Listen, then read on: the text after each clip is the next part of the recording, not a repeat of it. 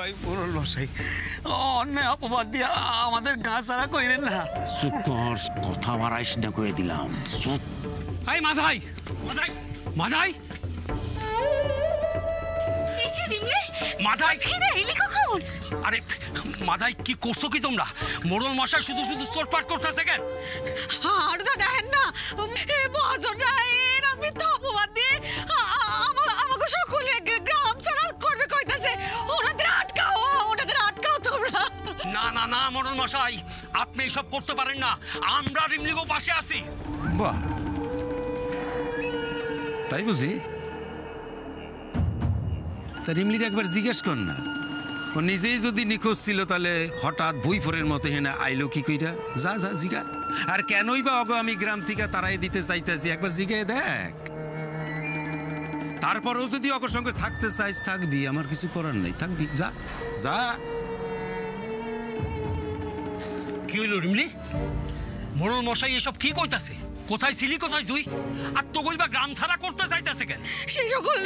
সে সকল লোকরা কথা আমি আমার মুখে আনতে পারব না। আরদা ঠাকুর কোন আগুনে আনে ফেলাইলে আমাদের। নাটক? হ্যাঁ, নাটক হইতেছে না? আচ্ছা শোন, কেউ কি আর নিজের কুকীর্তির কথা নিজের মুখে কইতে পারে না? আমি কইতেছি, শোন আমার কাছে শোন। এই রিমলি আর ওই মুখার্জি বাড়ির ছোট বাবু দুইজন রে না জঙ্গলে রাস্তার পাশে অন্ধকারে ধইরা ফেলছি। ওরা নোংরামি করতে আসিল। এই রিমলি কলকাতায় ছোট বাবুর বাড়িতে আসিল, পয়সার বিনিময়ে বাবুর সেবা করত। কি হলো রে মাথাই? এসব কি শুনতেছি? কি সব কইতাছে? মিথ্যা কথা কইতাছো তোমরা। দেবতার মতন একজন মানুষের গায়ে কালি ছিটাইতাছো নিজেদের স্বার্থে।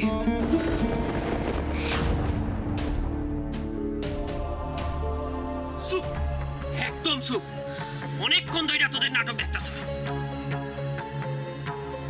সবাই ভালো করে শুনে নাও তোমরা।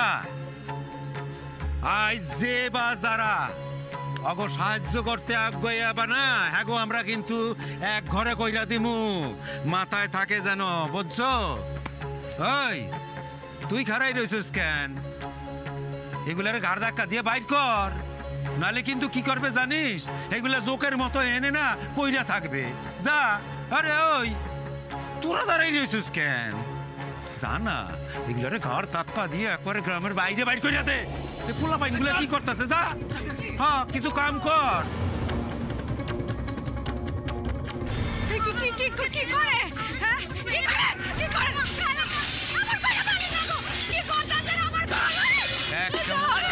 আমি শাসন দেব।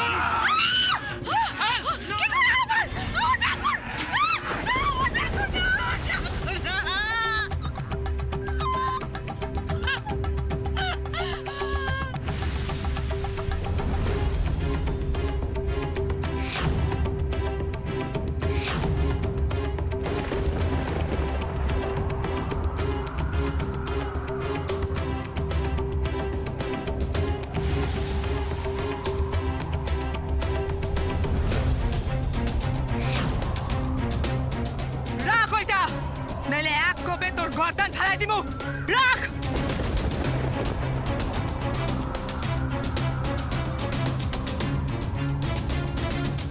কি ভাবছো মোড়ল কাকা? কি ভাবছো তোমরা যা খুশি তাই শয়তানি করবার, আমরা সব মুখ বুঝা সহ্য করুম? কি ভাবছো? হ্যাঁ দেখ, চুপ।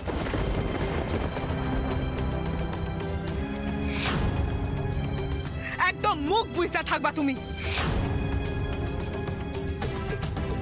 এই মুরাদি ডাঙ্গা আমার গ্রাম, আমার দের গ্রাম। আমাকে মিথ্যা অপবাদ দিয়ে এই গা সারা করবা, অত মুরদ তোমার নাই মোড়ল কাকা। আর শুধু তোমার কেন, এইখানে উপস্থিত কারোর এত মুরদ নাই যে আমাকে শিকড় সারা করে।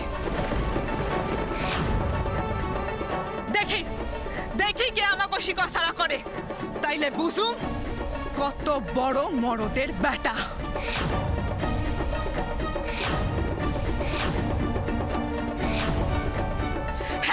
কলকাতায় মুখার্জিদের বাড়িতে ছিলাম,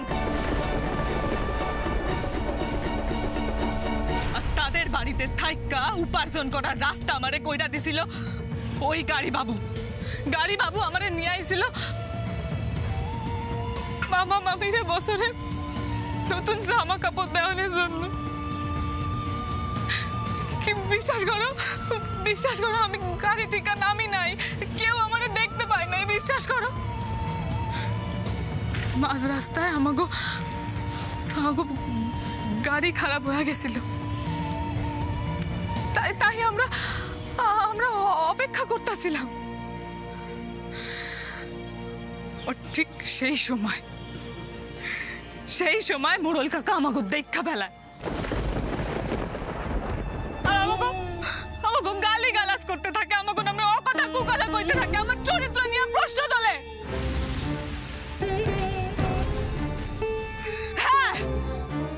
হ্যাঁ, আমার মামা মামি জানতো যে আমি কলকাতায় মুখার্জি বাড়িতে ছিলাম, জানতো, কিন্তু তোমাকে কাউরে কয় নাই। কেন জানো? কারণ তোমরা যদি জানতে পারো তাহলে তোমরা সেইটা নিয়ে নোংরা খেলা খেলবা, তাই। তবে আজ যখন সব সত্যিটা জানাজানি হয়েই গেল, তাহলে সব সত্যিটা জানা তো জরুরি মোড়ল কাকা। আজ সবার মুখোশ আমি খুললা দিমু।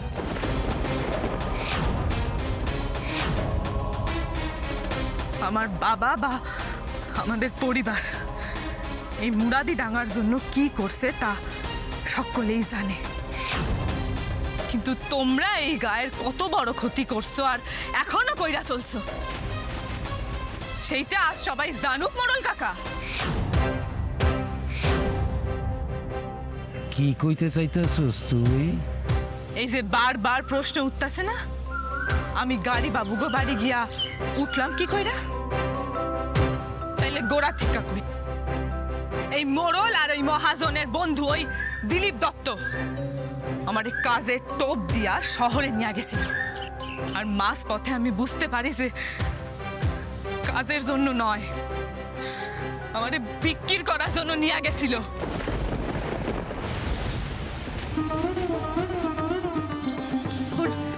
হরিমলি, এসব তুই কি কস মা? হ্যাঁ মামি,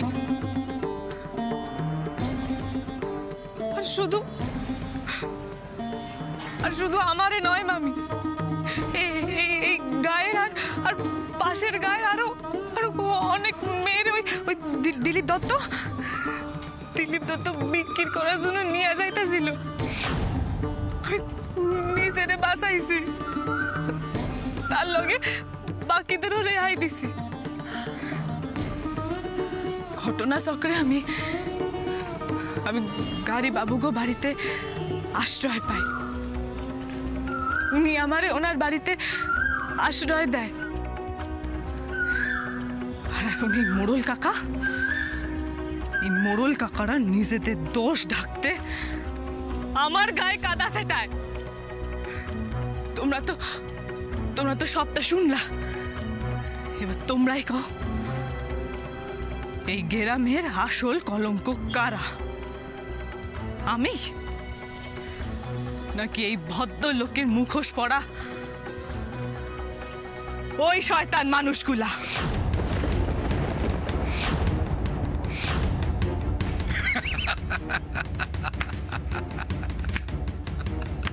কি হইল মোড়ল কাকা? তোমাকে মুখোশ সবার সামনে খুললা দিলাম বললা কি মাথাটা খারাপ হয়ে গেল? হাসো কেন? হাসুম না, তোর কথা শুনে আমার হাসি পাইতে আছে। এইটা আমি মানতে বাধ্য হইতেছি, এই যে তুই শহরে গেছিলি, গল্পটা তুই ভালোই বানাইতে শিখছিস। গল্প? আমি গল্প বানাইতেছি? তাই না তো কি? বেশ, তাহলে ডাকো ফুলকিরে, সবটা সবার সামনে প্রমাণ হয়ে যাক। ডাকো। ওরেও তো সেদিন দিলীপ দত্ত শহরে বিক্রি করবে বলে নিয়ে যাইতাছিল আমার লগে, আমি তোরে বাঁচাইয়া এই মুরাদি ডাঙ্গায় পাঠাইছি। ডাকো ওরে। দাঁড়ান দিদি, আমি এক্ষুনি ফুলকি দিদিকে ডেকে আনছি। চল টাকা দিদি। এই যে যদি রিমলির কথা সত্যি হয়, আইস কিন্তু আপনাকে গা সারা করুন মোড়ল মশাই, এইটা মাথায় রাখেন।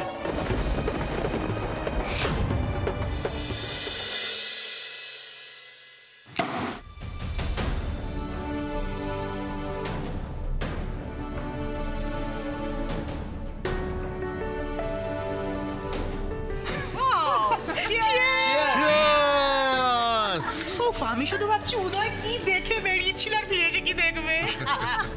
উদয় যে কখন ফিরবে সেটাই বুঝতে পারছি না। ও ফিরে এলে আমরা আগে এনগেজমেন্টটা সেরে নিয়ে তারপর ওর বার্থডে সেলিব্রেট করতে পারতাম, তাই না?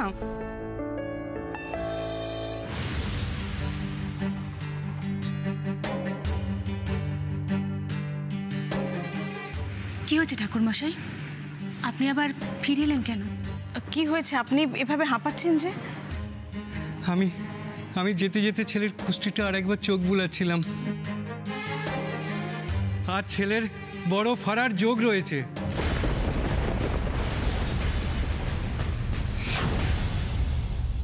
এ তো দেখি ভর শুনলেই জঙ্গলের মধ্যে রাসলীলা শুরু করেছিস রিমলি। লজ্জা শরমের সব মাথা খেয়েছিস নাকি রে? দেখো না, হাতটা কেমন জব্দ ধরে আছে।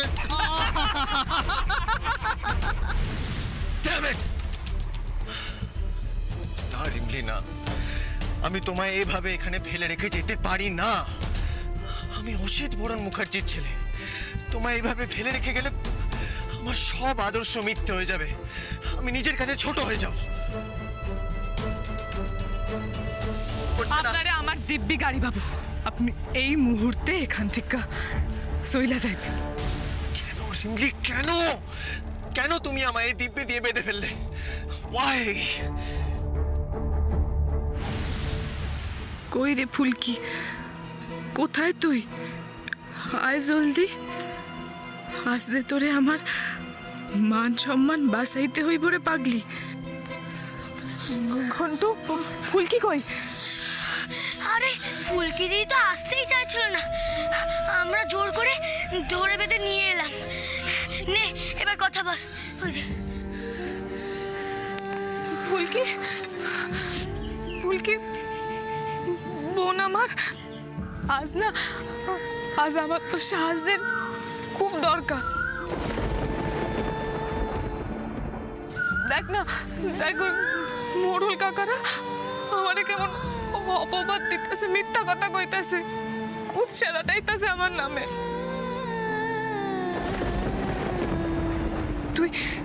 তুই একবার ওগো সত্যি কথাটা কয়া দে তো। কয়া দে তো যে দিলীপ দত্ত তোরে হাত পা বাইধা শহরে নিয়ে যাইতেছিল বিক্রি করবো বইলা। কয়া দে তো সবাই রে, কেমন কইরা সেদিন আমি ওই শয়তানটার হাত থেকে তোরে বাঁচাইছিলাম। ক ফুলকি, ক সবাই রে, ক ফুলকি, দিলীপ দত্ত তোর সাথে কি করছিল ক? তুই ভয় পাইস না, ক। তুই সব কি কইতাছিস শিরমিলি? আমি তো কিছুই বুঝতে পারতেছি না।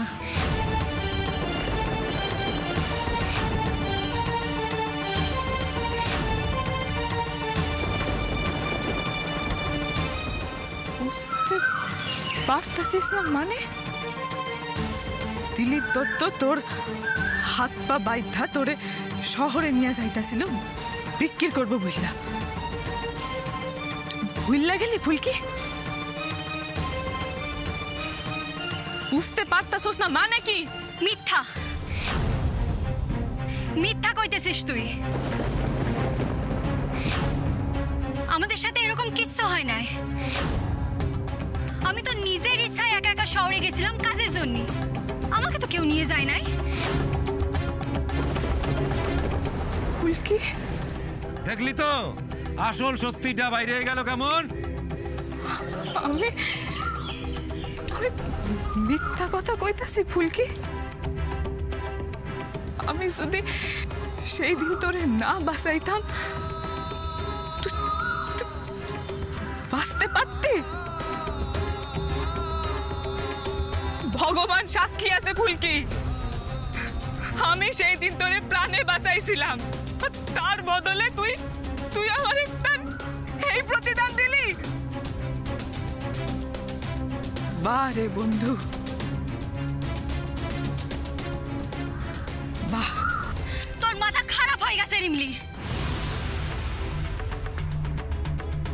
অকারণে একটা নির্দোষ মানুষের ঘাড়ে তুই দোষ চাপাচ্ছিস। কি নির্দোষ? আমি রিমলি চুপ, একদম চুপ, আর একটা কথাও কবি না।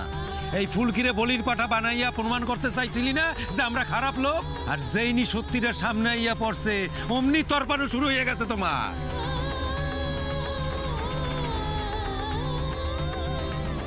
শোন ফুলকি, ওই দিলীপ দত্তর ব্যাপারে যদি বেসাল কিছু কথা কইছস না, তাহলে কিন্তু তোর বাইরে না মাইরা ফেলাই দিব। না, মাথায় থাকে যেন কথাটা। না,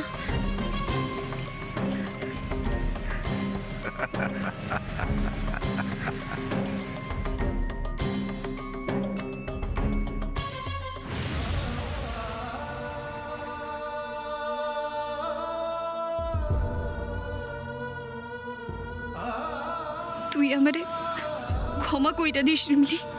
এই জন্য আমি নিজেরে কোনোদিনও ক্ষমা করতে পারুম না। তুই যদি পারিস আমারে ক্ষমা কইরে দিস।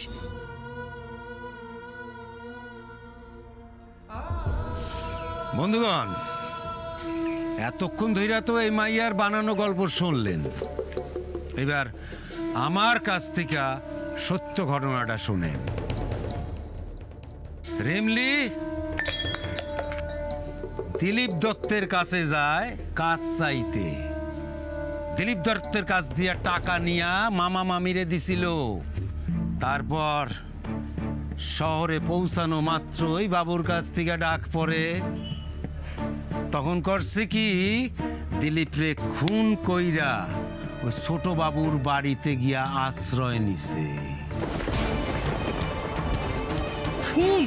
খুন! এই রিমলি দিলীপ দত্তরে খুন করছে। রিমলি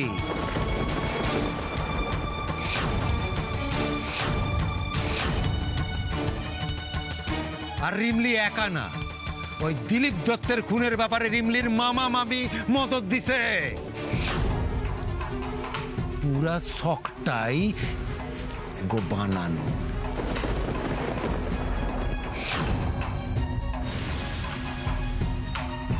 আমার দয়ার শরীর, তাই ওদের কইছিলাম তোরা গ্রাম সেইরা শুধু চইলা যা, কিন্তু এখন তো তোগো হাজতে পড়তে হবে। দেখ দেখ কেমন লাগে। দিলীপ দত্তের খুনের ব্যাপারটা মোড়ল কাকা সাইন না ফেলাইছে? সবই তো শুনলেন মোড়ল মশাই। ওই মেয়েটাকেই আমি চারিদিকে তন্ন তন্ন করে খুঁজছি। ওই মেয়েটার জন্য আমার ব্যবসা একেবারে লাঠে উঠে গেছে। একদিন যদি ওই মেয়েটাকে আমি খুঁজে পাই না, তাহলে আমি ওর জন্মের শোধ দেখিয়ে ছাড়ব। তুমি কিচ্ছু করবো না দিলীপ, যা করার আমি করুম। তোমার খুনের দায়ে রিমলিরে ফাঁসাইয়া না ওর জীবনটা আমি একবার তছনছ কইরা দিমু, তছনছ কইরা দিমু। খালি খালি তুমি একটু গা ঢাকা দিয়ে দাও। পুলিশে খবর দে তো। তোর ছোটবেলায় তোর বাপ মারে পুলিশে কোমরে দড়ি বাইদ্ধা যেইভাবে নিয়ে গেছিল, তোর মামা মামিরও সেইভাবে কোমরে দড়ি বাইদ্ধা লইয়া যাবে এখন। দেখ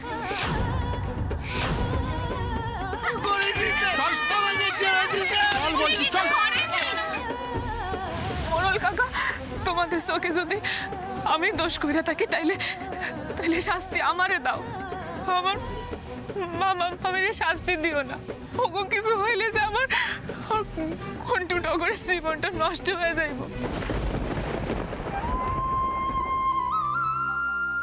খুন তো আমি করছি, তাইলে শাস্তিও তো আমারই হওয়ার কথা। কও মোড়ল কাকা, ওগো তো কোনো দোষ নাই। না না, তোদের ক্ষমা করা যায় না। যারা সব জেনে শুনে একটা চরিত্রহীন মেয়েকে নিজের ঘরে থাকতে দেয়, তারা গায়ের পক্ষে খুব ক্ষতিকর।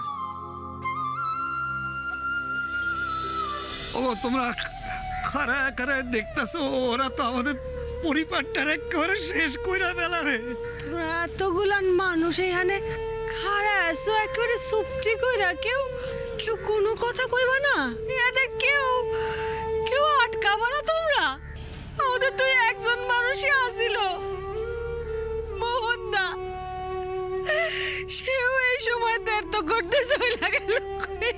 ঠাকুর, শহরের ওই মালদার বাবুকে ধরতে হলো। চরিত্রহীন কথাকার। না, আমি চরিত্রহীন নই।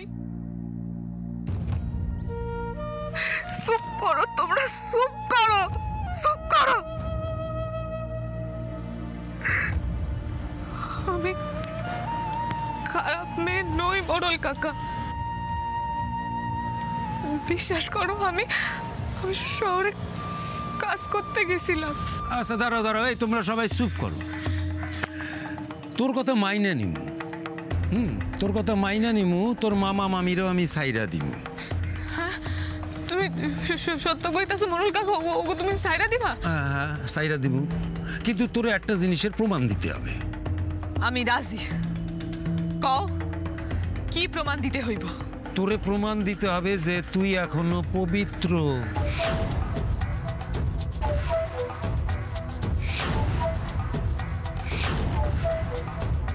কও না, কও কি প্রমাণ দিতে হইব? কও, আমি সব প্রমাণ দিমু। কও। মুখার্জির ছেলের সঙ্গে যে তোর কিছু নাই সেটা তখনই প্রমাণ হইব যদি তুই বিয়া করিস।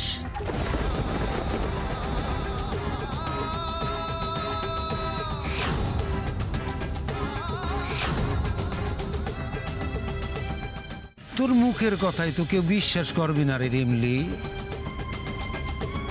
দেখ, আমি জানি তুই বিয়া করতে রাজি হবি না। কারণ কি জানিস? কারণ উদয় বাবুর থেকে তোর এখনো অনেক কিছু নিয়ে বাকি আছে। আর তুই যদি গায়ের অন্য কাউরে বিয়া করিস তাহলে উদয় বাবুও তো তোরে ছাড়বে না। কারণ তোর পিছনে যা খরচা করবে তা সুদি আসলে তো তুইলা নেবে, তাই না? খবরদার মুরল কাকা, ওই দেবতার মতন মানুষটারে নিয়ে যদি আর একটা কথা কইছ তাইলে প্রমাণ দে। দিমু, প্রমাণ আমি দিমু, তবে নিজের স্বার্থে নয়, গাড়ি বাবুর মান রাখতে আমি প্রমাণ দিমু, যাতে তোমরা সকলে বুঝতে পারো উনি তোমাদের এই নোংরামির অনেক ঊর্ধ্বে। আর এই গায়ের কাউরেই আমি বিয়া করুম।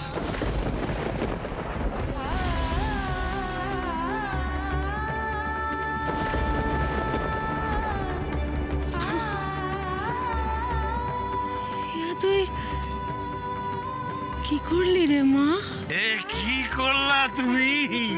কি করলা?